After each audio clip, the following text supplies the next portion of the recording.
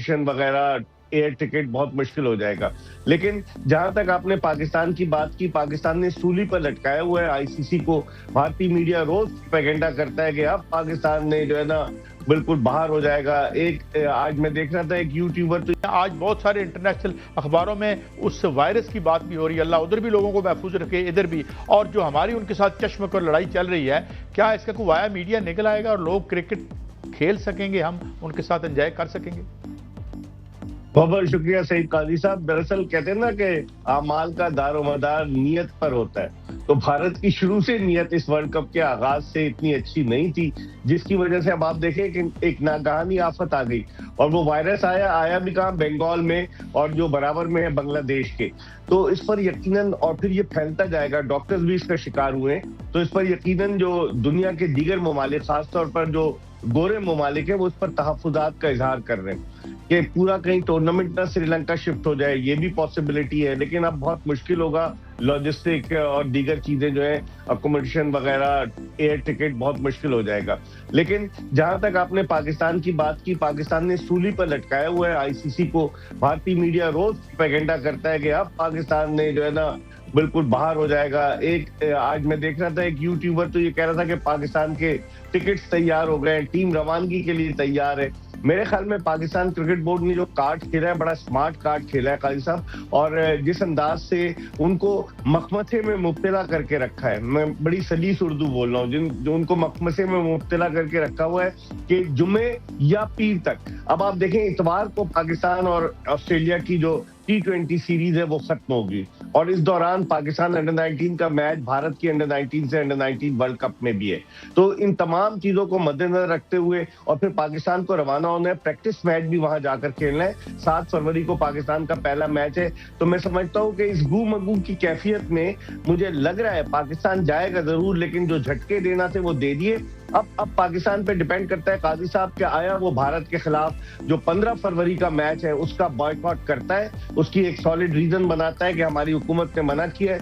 उस सूरत में बिल्कुल चारों छाने चित गिर जाएंगे। भारतीय ब्रॉडकास्टर, भारतीय क्रिकेट बोर्ड, आईसीसी, बड़ा मसला होगा। इसमें कोई शक नहीं। बेग साहब, जो मोहसिन नकवी साहब ने असाब शिकन जो जंग थी वो जीत ली है, और उनके असाब तोड़ दिए हैं इंडिया के असाब, और आईसीसी के जे शाह के असाब भी टूट चुके हैं। और वो जो है उनको समझ नहीं आ रही कि क्या करें। लेकिन जो एक वहां पर वायरस फैला है जो इंडिया में, और उससे जो खबर आ रही है सर, उसको आप भी तस्दीक कीजिएगा कि जो यूरोपियन मुल्क हैं या दीगर मुल्क हैं, वो मशवरा दे रहे हैं आईसीसी को कि इसको या तो मनसूख कर दिया जाए वर्ल्ड कप को, या कहीं और मुंतकिल कर दिया जाए, क्योंकि वहां पर जितने मेयर्स लिए जा रहे हैं वो अच्छे नहीं है। वहां पर खबरें जो है छुपाई जा रही हैं, वहां पर लोग करंतना हो रहे हैं। तो आप क्या समझते हैं कि ऐसा मुमकिन हो सकेगा कि टीमें इतनी तादाद में वहां पर आए, शायकीन आए, या ये मेला उजड़ा हुआ नजर आ रहा है? बहुत मुश्किल होगा। उसकी बुनियादी वजह है कि इस मरतबा T20 वर्ल्ड कप में 20 टीमें हिस्सा ले रही हैं, और इन्होंने 55 में से 20 मैचेस जो है वो श्रीलंका में रखे। और उस सूरत में फिर बकिया मैचेस क्या वहां भारत से श्रीलंका शिफ्ट करेंगे?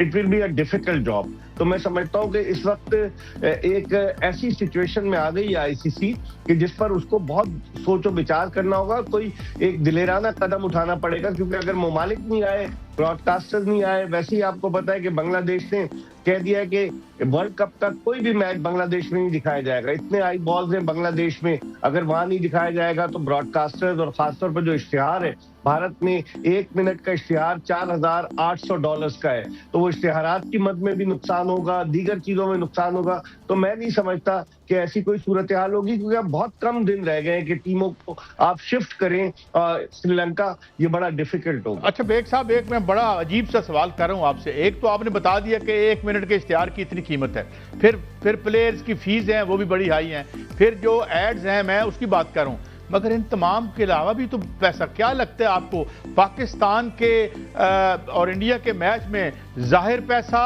और पोशीदा पैसा कितना इन्वॉल्व होता है एक मैच में? कभी किसी ने इसके एनालिसिस किया है?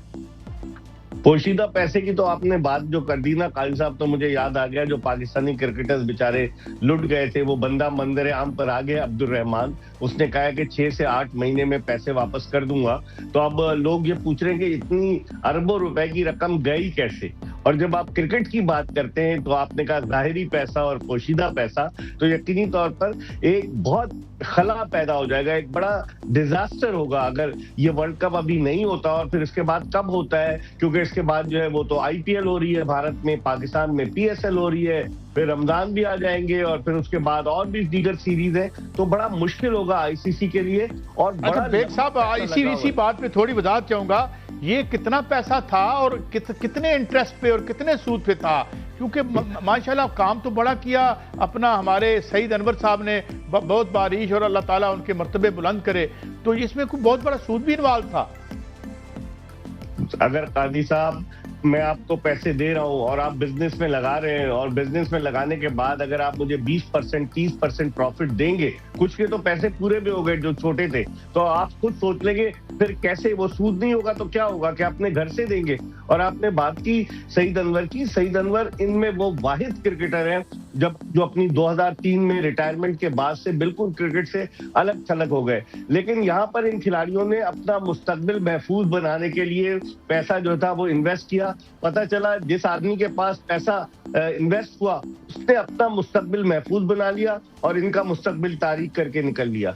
बेग साहब, आईसीसी के सरबराह जय शाह की बात कर लेते हैं। वो मुस्लिम दुश्मनी में इतना आगे निकल चुके हैं कि मैं आज एक खबर देख रहा था कि स्कॉटलैंड की जो टीम है उसमें पाकिस्तानी निर्यात फैजान शरीफ, उसके जो वीज़ा है उसमें रुकावटें डाली जा रही हैं। और खबर तो यहाँ तक आ रही है कि दोनों मुल्क पाकिस्तान और क्योंकि इतनी जब अगर मुस्लिम दुश्मनी है वहाँ पे, तो पाकिस्तान और बांग्लादेश के जो अवाम है वो तो 50-60 करोड़ मैच नहीं देखेंगे, वो तो बाइकआउट करेंगे। और ये भी खबर आ रही है कि 3 अरब डॉलर का नुकसान हो सकता है जय शाह की वजह से जो भारत को। और उसमें और सर दूसरा ये बताइएगा कि क्या 6 साल का उनका जय शाह का जो ख्वाब है वो पूरा होगा? सारी चीजें तो आपने बता दी मियां शाहिद साहब, अब क्या रह गया। लेकिन अब यही है कि मैंने पहले भी कहा था कि बांग्लादेश में पाबंदी आयद हो गई है कि आईपीएल के मैचेस भी नहीं दिखाए जाएंगे और वर्ल्ड कप के मैचेस भी नहीं दिखाए जाएंगे। और जय शाह जो प्लानिंग करके आया है, आपकी नजर से ये तो गुजर गया, आपकी नजर से एक भारतीय खातून सहाफी, हम उसके साथ काफी इंटरेक्ट कर चुके हैं मादी में, शारदा उग्रा, उसने जो है वो एक इंटरव्यू दिया था करण थापर को। अगर आप वो इंटरव्यू देखें तो उसने कहा कि लगता ये है कि दुबई में जो आईसीसी का हेडक्वार्टर है वो अब बीसीसीआई यानी board of control for India in cricket का हेडक्वार्टर बन गया है। तो लगता यही है सियासत इन्वॉल्व हो गई और सियासत की वजह से जय शाह जो है वो बैकफुट पर है इस वक्त। वो इस वक्त अपने पैसे के जोम पर कुछ भी कर लें, लेकिन आइंदा आने वाले दिन उनके लिए ज्यादा बेहतर साबित नहीं होंगे। तो वो किस तरह क्यों, क्या आप समझते हैं उनके खिलाफ कोई पल रहा है कुछ सिलसिला उधर इंडिया में? क्योंकि आप तो बड़े पावरफुल उनके भाई।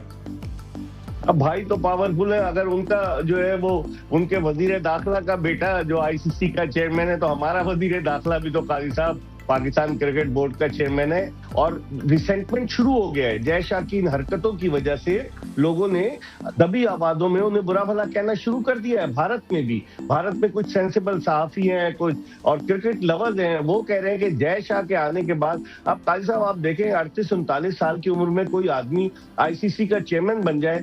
आपने उसकी इंग्लिश सुनी है? अगर आप इंग्लिश सुने तो आप माशाल्लाह उसकी इंग्लिश से इतने मुतासिर होंगे कि आप इंग्लिश बोलना ही छोड़ देंगे। अभी उससे एक स्टेटमेंट दिया है, तो वो एकदम से बाप की वजह से, बीजेपी की सियासत की वजह से वो मंजर